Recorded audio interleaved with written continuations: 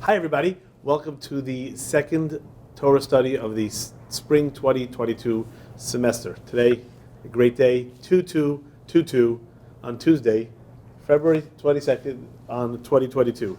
And today, the day after President's Day, we're going to discuss a few messages or lessons from our presidents in regarding the Bible. So I think as a great idea to follow up on President's Day, to look at something the presidents taught us and regarding the Bible. But of course, being in a Torah study, I'd like to open up with some concepts of Torah, or some concepts of from Jewish texts. And that's interesting. If I'd ask anyone, can you summarize the Bible? There's a lot of books, right? There's a lot of stuff going on in the Bible. And you know, we're a generation of, can you get everything down to 140 characters, or can you send it in a tweet? Can you tweet it? Can you send it? So actually, the Talmud beat us to it. The Talmud said that the prophets, especially the later prophets, the end prophets, which hundreds of years after, thousands of years after the original Torah, the original 5 books of Moshe, 5 books of Moses, they came along and they said, can we distill the message? So that's this Talmud here. So this is a famous piece of Talmud in Makos, where the prophet Micah in English, said, you know what, yeah, there are 613 mitzvot, 613 commandments, positive and negative. But I could distill it down to 3. So he said, what are the 3? He says, it has been told, tell the man what is good, what does Hashem want, what does God want from you, do justice. Right here, we're in a law school, that's obviously a very important thing, do justice, love mercy, that's just beautiful, love kindness, whatever it means, and be humble walk humbly in front of your God. Okay, great. In other words, yeah, there are 613 commandments, yeah, there's which dictate so much about every part of life, but he distilled it to 3.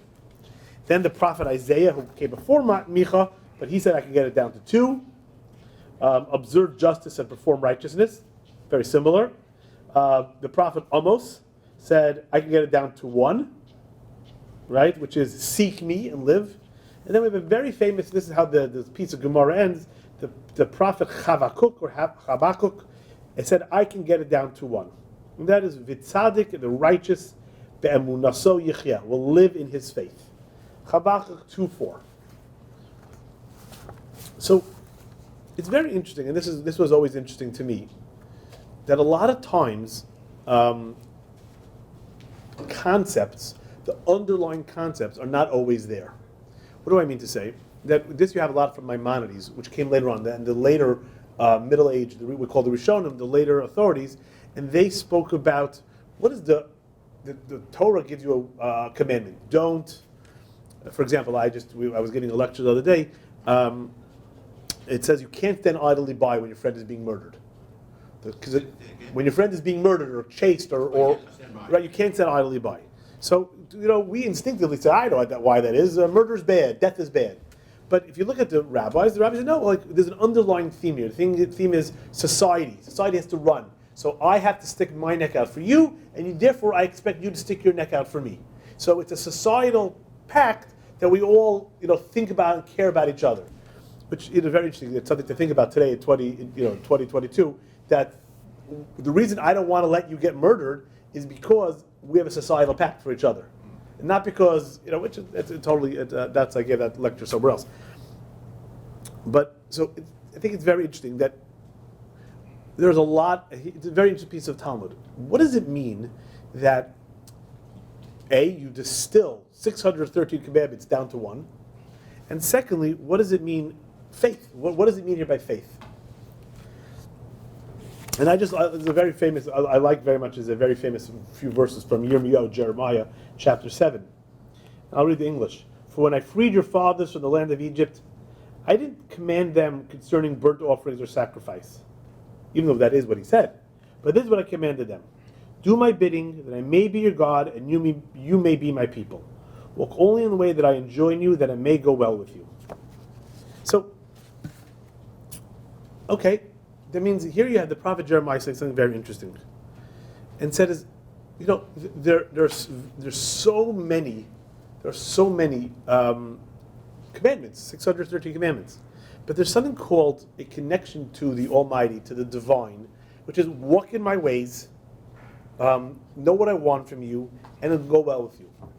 And it's very interesting that if you look, you could, I don't want to say lose the forest for the trees, right? If you go through the Torah, you go through the Bible, like there's so much stuff that you could miss. And what's that? So I like this famous story, before we go to the presidents. And one of the famous stories is Abraham. Abraham turns to God, and God turns to Abraham and says, I'm giving you a lot of reward. He says, but I don't have a son. I don't have a son. I need someone to inherit me. So God says, don't worry, you will have a son. And he takes him outside, he says, look at the stars, and if you can count the stars, so too will be your offspring. Okay, you could read that piece of Talmud. I'm sure you're familiar with that piece of story with Avram. That Avram wanted a child, he wanted a Jewish people. But in theory, there's much more there, and I think this is the theme that I wanted to bring out with, especially with American history. The theme is that, even though it's rarely said, I think that's what it means as a faith, that the underlying theme of the Bible is that the world is progressing towards a better place. The world's going to get better. There's going to be a future. This story of Avram wanting a son, you can learn it very simply. Here's a man, he wants a son. He wants someone to inherit him. He wants a Jewish people. But if you take it in the much bigger context and picture, he says, I know, God, that you didn't create a world for nothingness. I know there's a point to all this. I know we're going somewhere. I want to be part of that. I want to see where that's going. I think, someone who studies American history, and I teach American Jewish history at NISCAS, I think one of the underlying themes that was so obvious to all the presidents and the founding fathers was this unbelievably strong conviction that the world is going to a better place and America is that place. And they were taking some part in that. So I start off here. You're all aware, you know what this is, right? What's on page, you see this on page 2? This is the first Thanksgiving. Now, talking about American history, there's always July 4th, and there's Thanksgiving, and there's today with President's Day. But I want to start from how George Washington started off his proclamation. Whereas it is the duty of all nations to acknowledge the providence of Almighty God, to obey His will, to be grateful for His benefits, and humbly to implore His protection and favor. In a very short words, here you have George Washington in 1789, summing up what I wanted to say today, which is there was a very strong belief in two things: that there was a divine hand bringing them to where they are, and pushing them to the future to set up America. It's an unbelievable belief. And again, Thanksgiving was definitely a religious holiday, a religious day in 1789, because that was the point of it. If you don't mind, I'm going to go through a few things here together. Here we have on page 3 from the Federalist Papers. This is from, again, it's President's Day, even though technically it's Lincoln's birthday, Washington's birthday, but I decided to bring in a few presidents, almost all the early ones, even though not everything what they said while they were president. Here you have from Federalist Paper 14, from James Madison. And I'm going to start at the bottom. It's nice to read everything, but it says, happily for America. Happily for America. Happily we trust. For the whole human race. They pursued a new and more noble course. And his point is that, all of the revolution and all of the Constitution, we're starting something new, and it was something new. And the way he looked at it, if their work betrays imperfections, we wonder at the fewness of them. And he says here, this is the work that has been modeled by the act of your convention, and is the act which you are now deliberated inside. So he turns to the people and says, this new government, this new experiment, right, is definitely because the hand of God has pushed us to try something new. Now, John Adams in his diary says, I always consider the settlement of America with reverence and wonder, as the opening of a grand scene and design in providence. for the illumination of the ignorant and the emancipation of the slavish part of mankind all over earth. So, in other words, John Adams understood that the founding of America, he wrote this in his diary before America was even founded, was going to change the world. Now, if you could turn to the end of the booklet, to the last page, there's an unbelievable letter. And this letter is from much later on. This is from John Adams to Mordecai Manuel Noah from March 1819. And the letter is as follows. Mordecai Noah wrote a book called His Travels in Europe and Africa. Mordecai Noah was a very important Jewish figure in colonial times. He was actually the grandson of Jonas Phillips, but we don't have time to do all the history now. And now this is 1819. I don't know. Do you know when when did Herzl start Zionism? In the 1890s. Yeah. So this is 1819. A good 70 years before what we know as Zionism. Correct?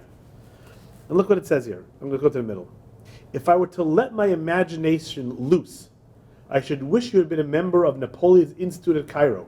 Nay, further, I could find it in my heart to wish you had been the head of 100,000 Israelites, indeed as well disciplined as the French army, and marching them into Judea, and making a conquest of that country, restoring your nation to the dominion of it. For I really wish the Jews again in Judea an independent nation. So this is Zionism in 1819. John Adams. That's pretty crazy. No? It's pretty crazy. But what's even crazier is the next line. For I believe that the most enlightened men of it have participated in the ameliorations of the philosophy of age. Once restored to an independent government and no longer persecuted, they would soon wear away some of the asperities and peculiarities of their character, possibly in time becoming liberal Unitarian Christians. So it's very interesting. This letter always, in a way, always bothered me. Like John Adams, is a pre-Zionist leader. He's saying if it was up to him, he would love to see Mordecai Noah, this very important Jewish leader of colonial America, the head of an army of 100,000 Israelites retaking Palestine, setting up a Jewish homeland. Again, 70 years before Herzl, 120-something years, 30 years before it actually happened. And then he goes in, and then everyone become a liberal Unitarian Christian. And so some people I think that's like a not nice thing. Like he's an evangelical before evangelical was a thing. Some people take this as missionizing. And by the way, in the early 1800s, the Second Great Awakening, there was a lot of missionizing going on. And that's where Mormonism started, and so much was going on in that respect in the 1800s, early 1800s. But I take this actually very different. That's my interpretation, and that is John Adams, and this is what we know today. I'm trying to give up what we're speaking about the Bible. What we're speaking about is their belief of the presidents, the founders, that there's the universal message of the Bible that America was carrying out. In their opinion, even though America is not mentioned in the Bible, which is sort of obvious, right? Even though America is not mentioned in the Bible, and even though there's no predictions of what's going to democracy, but that this is where the Bible wanted it to head. This is where they were going. This was what Providence was pushing towards. So when John Adams says to Mordecai Noah that I wish the Jewish people would become liberal Unitarian Christians, he's not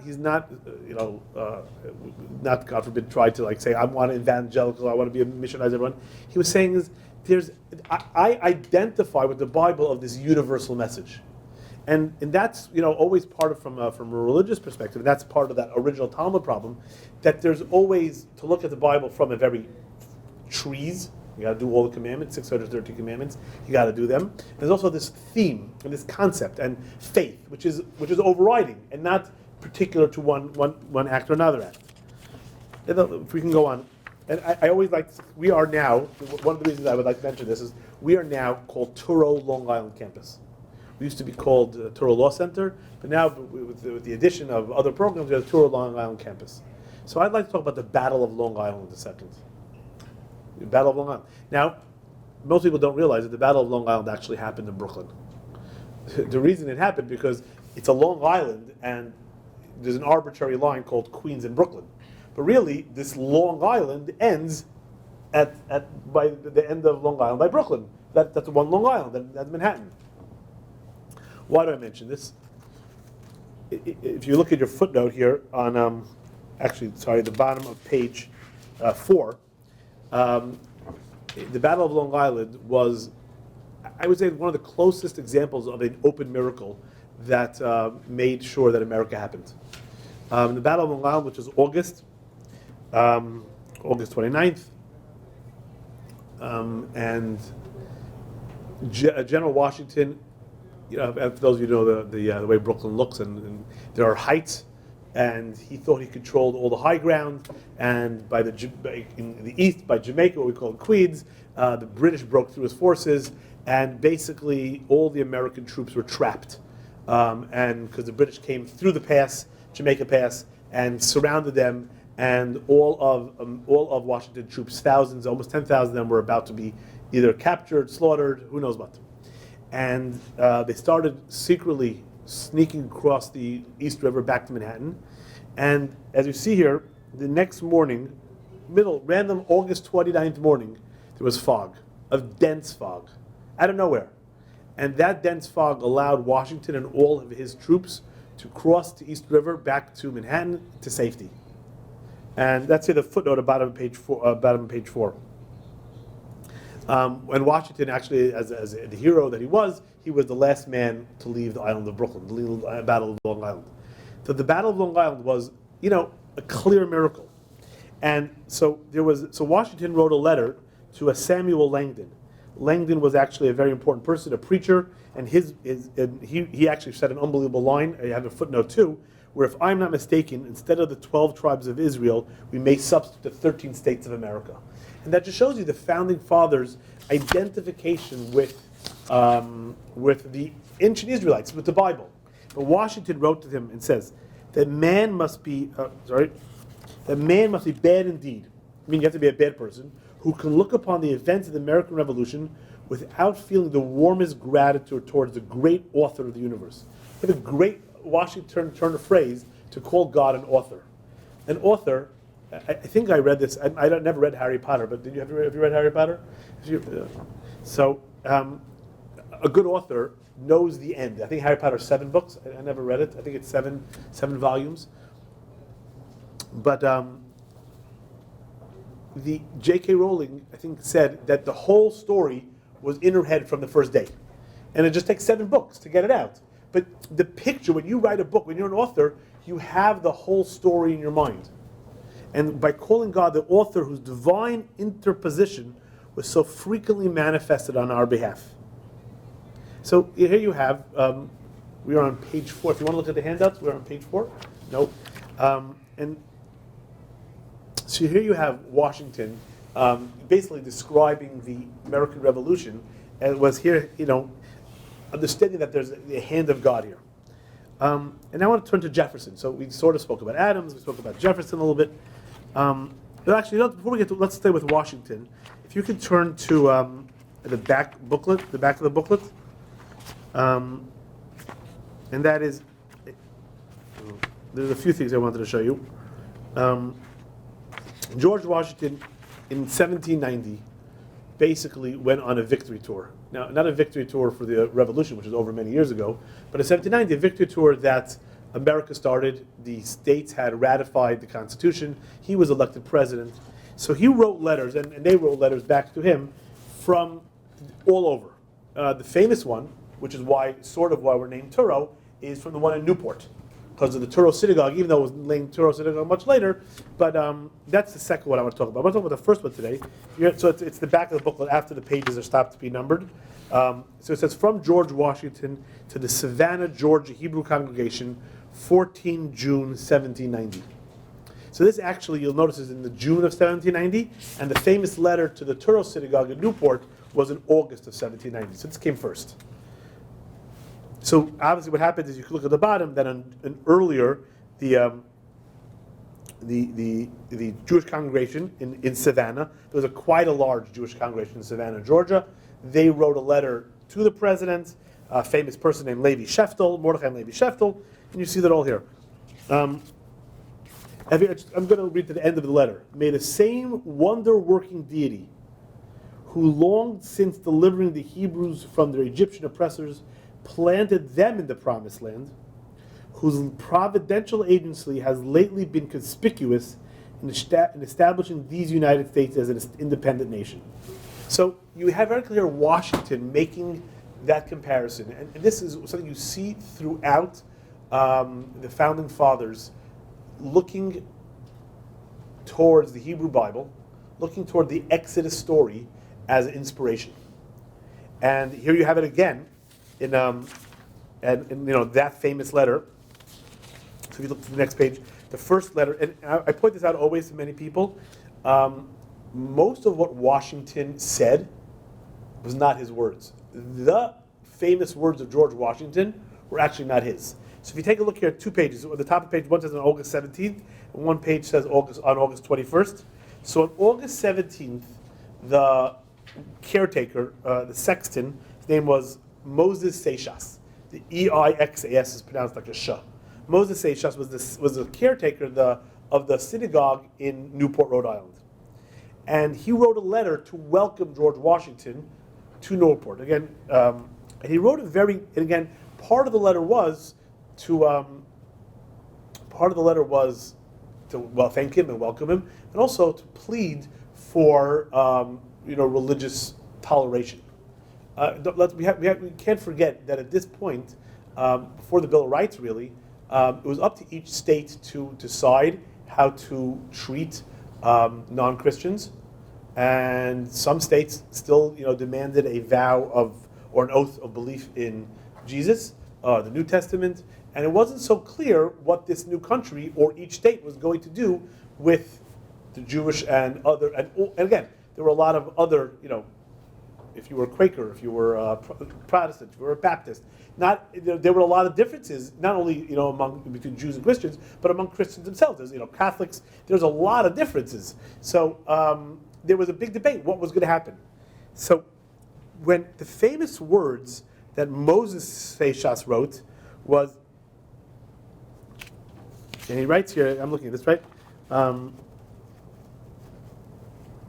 he writes, with pleasure we reflect on those days, the days of difficulty and danger, when the God of Israel who delivered David and shielded your head, George Washington, and the same spirit who helped Daniel in the Babylonian Empire rest upon you. So again, he had that biblical image that the God which led the Jewish people is leading you. And this country is going to be the new Israelites in a way.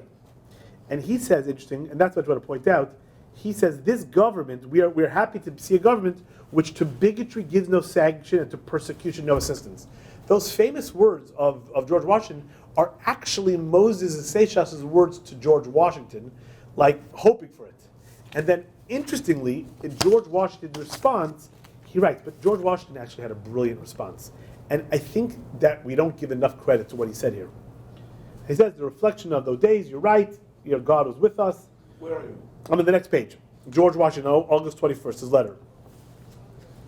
And he writes here in this third paragraph, the citizens of the United States of America have a right to applaud themselves for having given to mankind examples of an enlarged and liberal policy, a policy worthy of imitation. All possess alike liberty of conscience and immunities of citizenship. Now, listen to this line. You're making a mistake. It is no more that toleration is spoken of, as if it was by the indulgence of one class of people that another enjoyed the exercise of their inherent natural rights. If I tolerate you, what that means is, listen, I don't like you. I don't like what you're saying. I don't like what you're doing, but I tolerate it, right? When you have sometimes your kids are screaming, you tolerate it. It's not, or you have a tooth pain, right? You don't want the tooth pain, but you can tolerate it. That's how we would use a tolerance. So George Washington says, you want tolerance. And that's a really good thing, by the way. There are many intolerant people in this world. So tolerance sometimes is beautiful. He says tolerance is not enough. Tolerance means that I don't really like it, it bothers me, but I will suffer through it because it's the right thing. No, we're equal. And all the people, for happily, the government, which gives to bigotry no sanction, only requires that those who live under its protection should be good citizens. And that's an unbelievable, like he took that phrase and instead of being, making it like nice, he made it unbelievable. But again, the point of the letter here is really the overall attitude of so many of the founding fathers towards identifying the American cause with the Israelites. So if you take a look here, back on page 4, one of the most famous examples of this, and this many people point out already, we had a seal of the United States. I don't think I have a single on me today. I don't think I have any cash on me today, to be honest. But let me just check quickly if I have a single. It's okay. Oh, those are my keys. I have a single. So, right, great seal of the United States. This really weird eye that is looking down. We don't know what it is. Okay, none of us know what this is. But every time you take out a dollar, it says Great Seal of the United States, right? There was a contest. What would the seal of the United States be? And this is Thomas Jefferson's proposal. This little picture here is Thomas Jefferson's proposal for the seal of the United States. It's a little hard to see because there are really no good images, but does anyone here think they know what they're looking at? You know, it's a little blurry, and that's just how it is, basically. Are those palm trees in the back? That is a palm tree. You are correct. More important, actually, is that little thing on the right, like to the right of the palm tree. That's what you're telling me. Yeah, it's actually a cloud. Well, it makes sense, right? It's an amorphous, right? It's a cloud of glory, and what it is it's hard to see, but if you can see, it's a line of people, and the Promised Land evidently has palm trees, and it's God as the cloud of glory leading Israelites to the Promised Land. So Thomas Jefferson, not to be confused with the most religious man who existed, that's a nice way of saying it, went ahead and said, you know what I picture as the seal of the United States? God leading the Israelites to the Promised Land.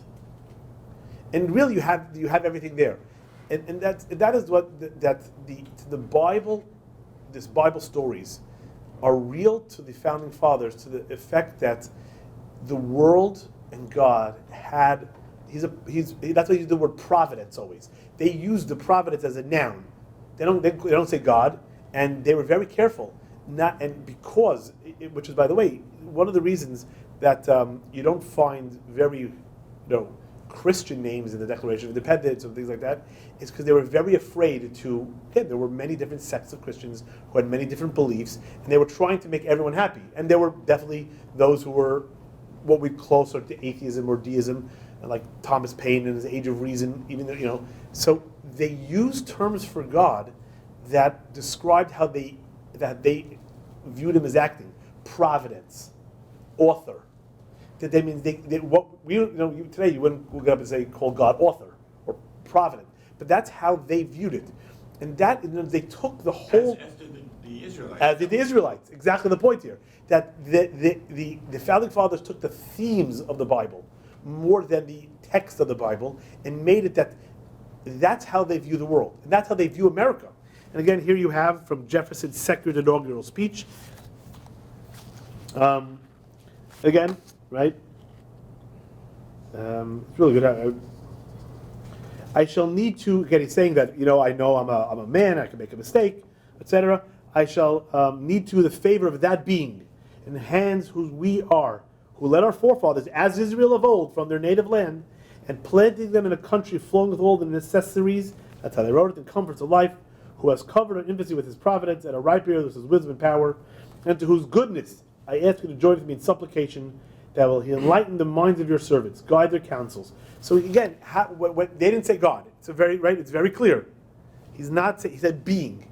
They avoided God, but they had this concept that there was this push and there's this running of the world.